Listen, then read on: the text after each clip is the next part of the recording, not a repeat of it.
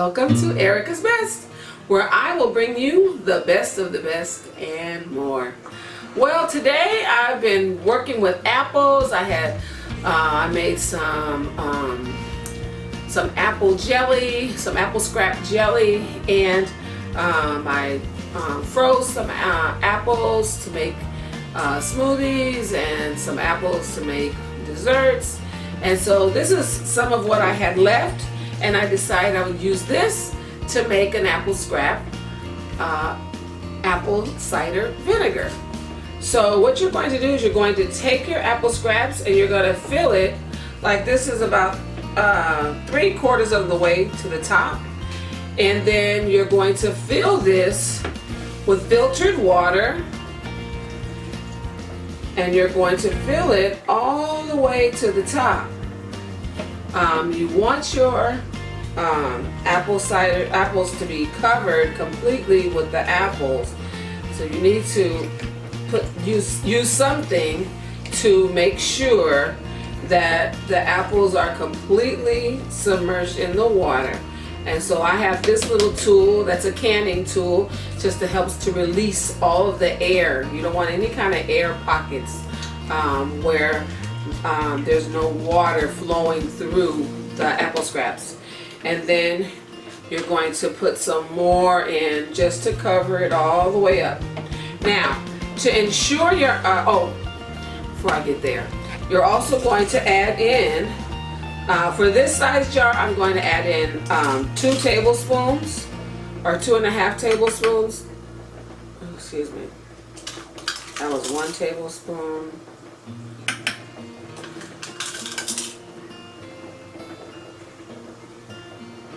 And that's 2 tablespoons. Okay. And you're going to mix that around. That's just going to help with the fermenting process of the apples. So the other thing you want to do is you want to make sure that the apples are completely submerged.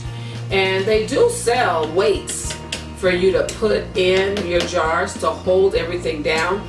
But I saw a nice little tip from a lady.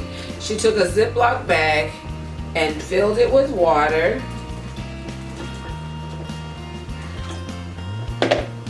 And then zipped it, got all the air out of it,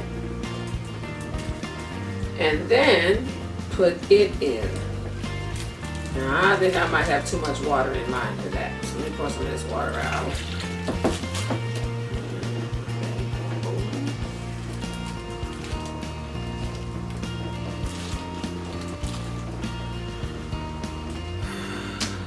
Okay, so we're going to put the bag in, and then you're going to put either something that breathes. So I'm using coffee filters, but if you have cheesecloth or if you have a piece of clean fabric, something that breathes, you want it to go on top.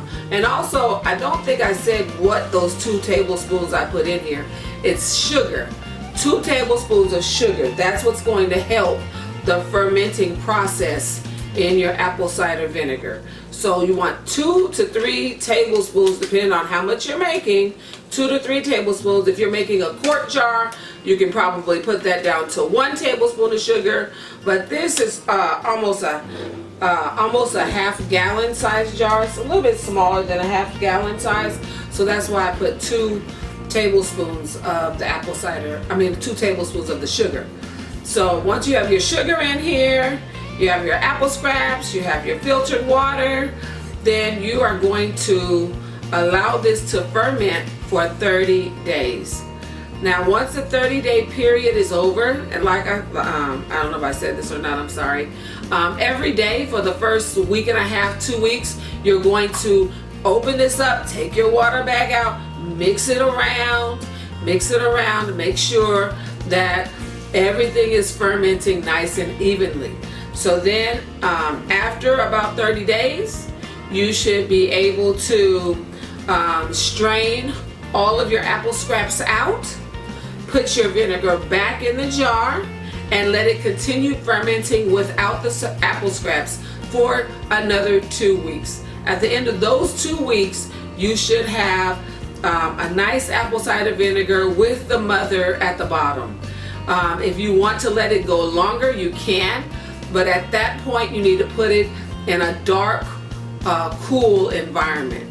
So right now this could sit right on your counter. In fact, the warmer the environment is, the better. That will speed up the fermentation process, but you do not want this in direct sunlight.